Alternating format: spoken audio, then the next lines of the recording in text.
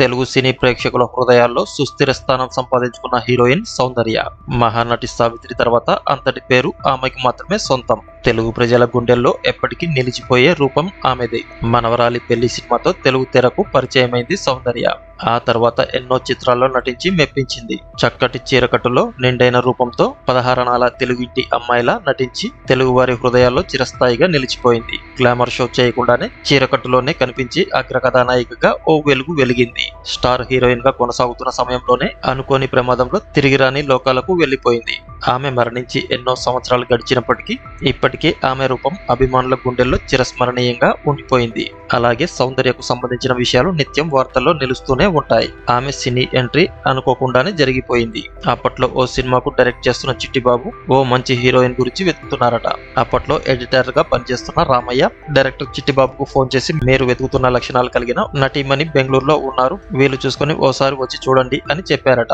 బెంగళూరు వెళ్లిన చిట్టిబాబు ఆమెను మేకప్ లేకుండా చూసి మంత్రముగ్ధులయ్యారట. వెంటనే పేమెంట్ ఇచ్చేసి తన సినిమాలో సెకండ్ హీరోయిన్ గా సెలెక్ట్ చేసుకున్నారట.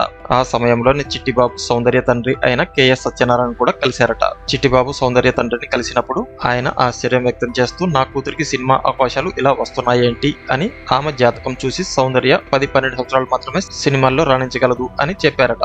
అయితే అప్పట్లో ఆయన చెప్పిన జాతకం విని 10-12 ఏళ్ల తర్వాత సౌందర్య సినీ కెరీర్ పతనం అవుతుందేమోనని చిట్టిబాబు అనుకున్నారట. కానీ ఆమె చనిపోతుందని ఎవ్వరూ ఊహించలేకపోయారు. డాక్టర్ కావాలనుకున్న సౌందర్య కథానాయికగా ఇండస్ట్రీలోకి అడుగుపెట్టింది. మెగాస్టార్ చిరంజీవి, బాలకృష్ణ, రజనీకాంత్, వెంకటేష్, నాగార్జున వంటి స్టార్ హీరోల సరసన నటించి మెప్పించింది. ముఖ్యంగా వెంకీ సౌందర్య జోడీ అంటే ప్రేక్షకుల ఫేవరెట్. నిజానికి సౌందర్యను డాక్టర్ చేయాలని ఆమె తండ్రి కలలు కన్నాడట. కానీ కూతురు జాతకంలో సినీ నటి అవుతుందని ఉందట. ఎంబీబీఎస్ మొదటి సంవత్సరం చదువుతున్నప్పుడే సినీ ఇండస్ట్రీ నుంచి పిలుపు రావడంతో డాక్టర్ కావాల్సిన సౌందర్య నటిగా సినీ పరిశ్రమలో అరంగేట్రం చేసింది. సినిమా ఇండస్ట్రీకి సంబంధించి సోషల్ మీడియాలో ప్రెజెంట్ సౌందర్యకు సంబంధించిన ఒక వార్త బాగా వైరల్ అవుతుంది. సౌందర్య మరణించే ఒక వారం రోజుల ముందే వాళ్ళ అమ్మా నాన్నతో చెప్పిన మాటలు వాళ్ళందరికీ ఆశ్చర్యంగా అనిపించాయట.